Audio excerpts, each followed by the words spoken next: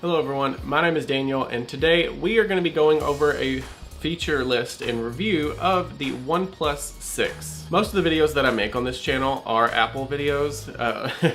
Most of them pertain to the iPhone and my MacBook and things related to that nature. But overall, this is a tech channel, so I thought it would be a good idea to touch on some other topics, especially since this phone just released yesterday. So let's just jump right into it. There's a lot to cover, and I'm gonna try to trim this video down to where it's not extremely long for you all. All right, so starting with the front display, this thing has a 6.2 19:9 ratio AMOLED display. The Infinity display came out with the Galaxy Note and the Galaxy S Plus and S phones, and it was an amazing Infinity display. The bezels were extremely small and cut down to a minimum, and that is something that a lot of people are wanting in a smartphone now. So this phone almost mimics that completely. However, there is a bezel at the top, which is the stupid little notch at the front. Although it is necessary because it holds the camera and a couple other sensors that allows you to do facial recognition. It's just something that I think could have been hidden, and instead of the notch like the iPhone X, I would personally rather see just a solid bar over the top. To make it a full bezel, I think that would make it look a little bit cleaner. Since we're covering the entire phone, let's move from the front screen all the way to the back so that we can look at the camera. Now, it's pretty much a standard in the mobile phone industry at this point to have a dual camera setup. One of the cameras is a wide angle lens that allows you to get the selfie shots that everyone was talking about. Most photographers actually just use them for scenic routes.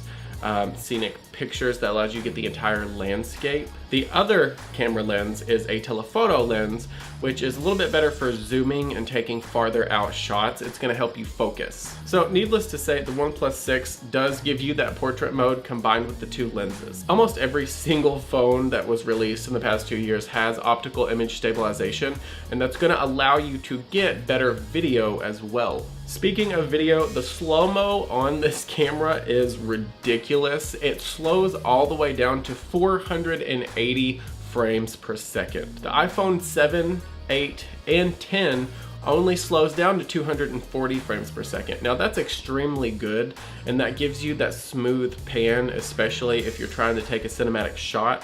However, 480 frames per second is kind of ridiculous when you think about it, because that quality is going to be amazing. The only downside to that is the fact that you're going to have extremely large image size files when you store them on your phone. And that's not something that a lot of people would generally think about or even worry about if you have enough capacity on your phone. So that's not really a big problem. But one of the problems that I find is the fact that when I slow my phone down to 240 frames per second on my camera, and then I import that footage into something like Final Cut Pro, I do have a little bit of a hard time rendering the video and cutting and pasting and letting my computer catch up to me because the file size is so big and so detailed. So if you take that and literally double it to 480 frames per second, that is going to be something that a larger processor will need in order to render. And of course, it does go from that 480 frames per second all the way up to 4K at 60 frames per second. So you can get the high definition Ultra HD video that you're looking for if you don't want to do something like slow-mo. Now, for the rest of the phone, it does have a dual tone flash underneath the camera, and underneath the flash is where you put your Touch ID. Originally, when Samsung released a phone that had the Touch ID on the back where the camera was, I thought that was kind of strange. And the more that I think about it, when I hold my phone, my finger is already there anyway, so it might be awkward to get used to, but it's actually a really good idea. No matter which way you hold your phone, your finger is going to be close in that general area. Most of the time, I usually end up smudging my camera screen and I have to clean it off. But since the fingerprint scanner is going to be right there, if I'm already scratching and touching the camera screen on my phone, I might as well just use the button in the back to unlock it too. Before we go any further, what I want you guys to do is put a comment down in the comments below. Those of you that have a phone like this, Do you like the placement of the Touch ID scanner being back there, or would you rather it be on the front at the bottom where a lot of the previous phone models have been? As far as the aesthetics on the phone, the red that released yesterday is ridiculously beautiful. It's a deep reflective red.